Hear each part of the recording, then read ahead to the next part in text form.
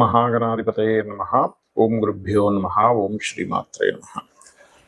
మనం ఈరోజు చాలామంది నన్ను అడుగుతున్న క్వశ్చన్ ఏంటంటే, మాకు ఏ రాశి వారితో అంటే ఇప్పుడు మీరు ఫలానా నక్షత్రం అనుకోండి, ఉదాహరణకు అశ్విని నక్షత్రం, లేకపోతే మేష లగ్నము, వృషభ లగ్నము, మిథున లగ్నము ఉంది.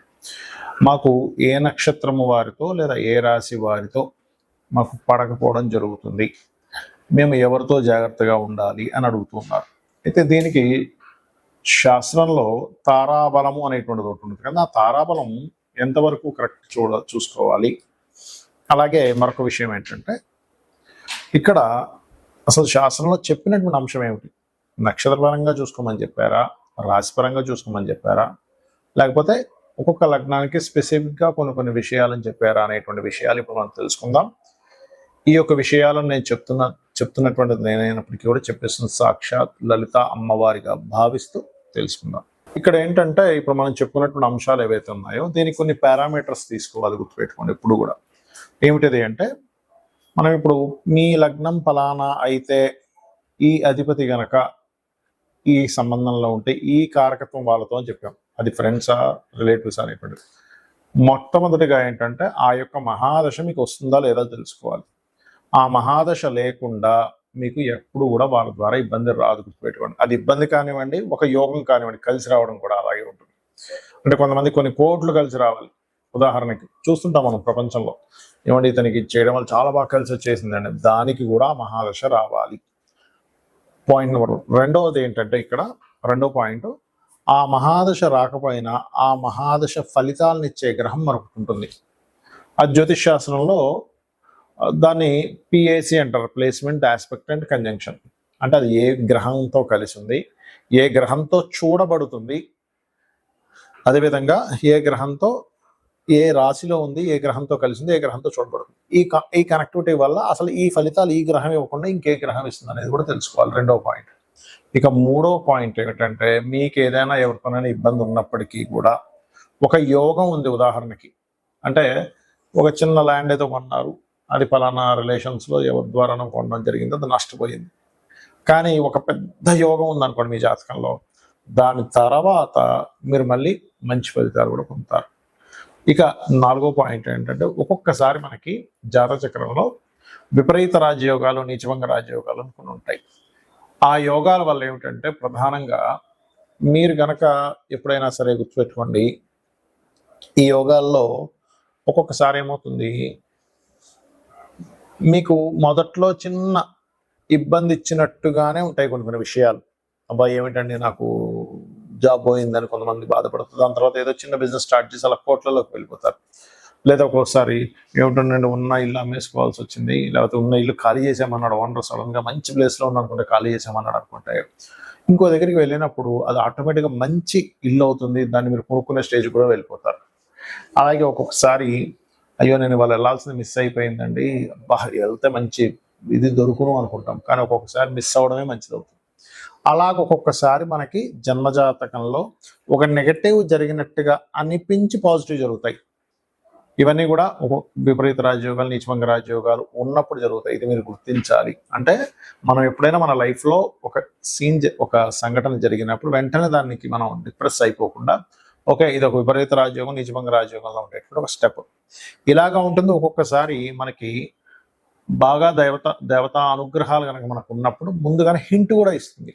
మనం ఏదైనా ప్రారంభించేటప్పుడు ప్రకృతిలో ఎలా అంటే, బయలుదేరదాం అనుకున్నప్పుడు ఏదో ఆటంకం రావడం, ఫోన్ చేస్తున్న వాళ్ళు లిఫ్ట్ చేయకపోవడం, లేకపోతే పదే వద్దు అనేటువంటి సంకేతాలు మనకి బోర్డు రూపంలో కానివ్వండి, ప్రయాణం రూపంలో కానివ్వండి, లేకపోతే రకరకాల మాధ్యమాల ద్వారా మనకి ఎప్పుడు ఇంట్లో వాళ్ళు ఆపడం, ఇవన్నీ ఎక్కువగా జరుగుతున్నాయంటే కూడా మనం ఆ పని చేయడం ద్వారా ఇబ్బంది పడతాము అనే విషయాన్ని అర్థం చేసుకోవాలి. అయితే ఇక్కడ మీరు ఎటువంటి వారితో ఇబ్బంది పడుతున్నా, ఉదాహరణకి మనకి రిలేషన్స్ చాలా ఉంటాయి, లేదా మనం చెప్పుకున్నటువంటి ఏదైతే మనం మొదట్లో చెప్పుకున్నటువంటి వాటిలో ఏవైతే మనం ఇబ్బంది పడుతున్నా ఒకటే గుర్తుపెట్టుకోవాలి, మీకు ఏ గ్రహం ద్వారా ఇబ్బంది వచ్చిందో ఆ గ్రహానికి దానము, ఆ గ్రహ సంబంధించిన ఇది. అంటే చిన్న ఎగ్జాంపుల్, ఒక చంద్రుడి ద్వారా వచ్చింది, బియ్యము దానం ఇవ్వడం, తెలుపు రంగు వస్త్రం. లేదంటే ఇంకా నేను ఇంకేమైనా చేయగలనా, మెడిటేషన్ చేసుకోవడం, లేదు గోసేవ చేయడం, లేదంటే నా దగ్గర బోల్డ్ డబ్బులు ఉన్నాయి నేను ఇంకేదైనా పెద్దగా చేస్తాను అనుకున్నప్పుడు అన్నదానం చేయడం. లేనట్లయితే ఏదైనా ఒక అమ్మవారికి సంబంధించిన హోమం చేసుకోవడం. అంటే ఏమిటి, మీ యొక్క సమస్య తీవ్రతని బట్టి మీరు ఎప్పుడు కూడా పరిహారం చేసుకోవాలి, గుర్తుపెట్టుకోండి. ఎందుకంటే ఒక్కొక్కసారి చిన్న టాబ్లెట్ ఇచ్చి క్లియర్ అయిపోయేది ఉంటుంది సమస్య, ఆరోగ్య సమస్య. కానీ ఒక్కొక్కసారి ఇంజెక్షన్ ఇవ్వాల్సి వస్తుంది, 2 రోజులు హాస్పిటల్లో జాయిన్ అవ్వాల్సి వస్తుంది, మరొకసారి ఆ వ్యక్తికి అన్ని టెస్టులు చేసి ఆపరేషన్ కూడా చేయాల్సి వస్తుంది. అంతే కదండి, సైంటిఫిక్గా మనం చూసుకుంటే. అలాగే ఒక్కొక్కసారి ఏమవుతుందంటే చాలా చిన్న చిన్న వాటితో కలియుగం అంటారు దీన్ని, నామస్మరణ చేత కూడా మనం బయటపడవచ్చు. ఇది ముందు గుర్తుపెట్టుకోవాలి. సమస్య వచ్చింది, సమస్య గురించి భయపడాల్సిన పని లేదు. సమస్యకి పరిష్కారం వెతకడమే సమస్యని జయించడం. శ్రీమాత్రే నమః. వృషభ లగ్నము, వృషభ రాశి. వృషభం వారికి పూర్వజన్మ కర్మ అనేటువంటిది ఏ రూపంలో వీళ్ళకి వెంటాడుతుంటుంది అని చెప్పి చూసుకున్నట్లయితే గుర్తుపెట్టుకోండి. చాలామంది ఏమనుకుంటారంటే, ఏమంటే నాది వృషభ రాశి, సో మాది కృతిక 2, 3, 4 పాదాలు, రోహిణి నక్షత్రం అందులో ఉంటుంది, మృగశిర 1, 2 పాదాలు, కాబట్టి తారాబలం చూసేసుకుంటాం అనుకుంటాం. తారాబలం కేవలం ఆ రోజు ఏ తార అయిందో ఆ సమయం సంబంధించిన విషయం గురించి మాత్రమే చూడాలి. కానీ ఇది కృతికా నక్షత్రానికి మృగశిర నక్షత్రం 3వ తార అవుతుంది కాబట్టి పనికిరాదని, అది ముహూర్తం వరకే. మనిషికి అది, ఎందుకంటే దీని మీద ఒక కనీసం ఒక 50,000 జాతకాలు తీసుకొని రీసెర్చ్ చేసినప్పుడు అందులో ఈ తారలు కలవని వాళ్ళు తల్లి కొడుకులు ఉన్నారు, తండ్రి కొడుకులు ఉన్నారు, భార్యాభర్తలు ఉన్నారు. అక్కడ సమస్య కంపల్సరీ రావాలని రూల్ లేదు. అది మా రీసెర్చ్లో కూడా తెలియదు. కాబట్టి ఏమిటంటే, మీరు కావాలంటే మీరు కూడా రీసెర్చ్ చేయవచ్చు 50,000 జాతకాలు తీసుకొని. మీ జన్మ జాతకంలో ఎవరు మెయిన్గా పాయింట్, ఎవరు రాజయోగ కారకుడు ఎవరయ్యారు, ఎవరు ఇబ్బందినిచ్చే కారకుడు అయ్యాడు అనేదే తీసుకోవాలి. సర్వసాధారణంగా వృషభం వారికి పాజిటివ్ ఏమిటంటే వాళ్ళకి ఓపిక ఎక్కువగా ఉంటుంది. ఎంతో ఓపికగా ఉండేటువంటి మీకు గురువు ముఖ్యంగా పూర్వజన్మ కర్మకారకుడు అవుతాడు. అంటే మీకు ఎప్పుడు ఇబ్బంది వచ్చినా జూపిటర్ రిలేటెడ్ మూలంగా వస్తుంది. అంటే కొన్నిసార్లు తెలియక మీరు సర్వసాధారణంగా ఏంటంటే వృషభం వారికి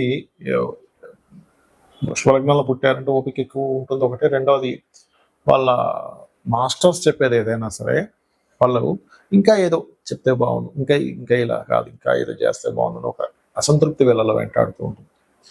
ఇదే పూర్వజన్మ కర్మ రూపంలో వస్తుంది, గుర్తుపెట్టుకోండి. ఎందుకంటే వృషభ లగ్నాన్ని 1/6 లార్డ్ శుక్రుడు అవుతాడు కాబట్టి సెల్ఫ్ కాంపిటీషన్ కొంత ఉంటుంది. వాళ్ళకి కాంపిటేటివ్గా ఉండాలి, నేమ్ అండ్ ఫేమ్ తెచ్చుకోవాలి. 4వ అధిపతి రవి కాబట్టి నేమ్ అండ్ ఫేమ్ తెచ్చుకోవాలి. అదేవిధంగా ప్రతిదీ ఆలోచించి మాట్లాడటము, జీవిత భాగస్వామితో కొంత స్ట్రెస్ ఉండడము, ఇట్లాంటివి ఉంటుంటాయి, ఉండవని కాదు. కానీ ఇక్కడ దేవతా సంబంధించినటువంటి తప్పిదాలు చేయడం, లేదా ఒక్కొక్కసారి షేర్ మార్కెట్లో ఏదో వస్తుంది అనేటువంటి దాంతో ధనాన్ని వెచ్చించడం, ఇవి కొంచెం అంటే ఇక్కడ గురు బుధులు గనక బంధువర్గంలో, లేకపోతే మీకు ఒక్కొక్కసారి ఏమవుతుందంటే షేర్ మార్కెట్లో వృషభం వారికి నాకు ఫలానా గురువు అంటే అతని వల్ల నాకు ఈ డబ్బులు వచ్చాయి అనుకుంటారు. కానీ ఏమవుతుంది, వాళ్ళ ద్వారానే ఇబ్బంది కూడా పడతారు. ఇక్కడ ఏంటంటే మీరు అవతల వాళ్ళని మీరు ఏ నక్షత్రం అని అడగలేరు ఒక్కోసారి. కానీ ఈ సిమ్టమ్స్ ఉన్న వాళ్ళతో ఇబ్బంది వస్తుంది ఒకటి. రెండవది, మీకు నవగ్రహాల్లో ఏ గ్రహం పాడైందో చూసుకోండి, ఏ భావంలో ఉందో చూసుకోండి. ఉదాహరణకి కుజుడు పాడయ్యాడు, 12వ అధిపతి, 7వ అధిపతి అయిన కుజుడు పంచమంలో పాడై ఉన్నాడు. అప్పుడు సంతానం ద్వారా లేదా ఫ్రెండ్స్ ద్వారా వస్తుంది, పెట్టుకోండి. అలా ఏ గ్రహం పాడైంది. అయితే ఈ లగ్నానికి పాపులు ఎవరు? కుజుడు, అదేవిధంగా చంద్రుడు మరియు గురువు. ఈ 3 గ్రహాలు, కుజుడు ఎక్కడున్నాడు, చంద్రుడు ఎక్కడున్నాడు, గురువు ఎక్కడున్నాడో చూసుకోండి. అది ఏ భావంలో ఉందో. చంద్రుడు అంటే మదర్ రిలేటెడ్, లేదా మదర్ వల్ల ఇబ్బంది పడ్డం, ఇట్లాంటివి వస్తాయి చంద్రుడు పాడైతే కనుక. కుజుడు పాడయ్యాడు, సప్తమాధిపతి ప్లస్ అన్నదమ్ములు, లేదా గురువు పాడయ్యాడు, గురుతుల్యమైనటువంటి వారి ద్వారా. కాబట్టి ఈ వారాల్లో కూడా, అంటే గురువారము, సోమవారము, మంగళవారము మీరు ఏదైనా డెసిషన్స్ తీసుకునేటప్పుడు కూడా జాగ్రత్తగా ఉండండి.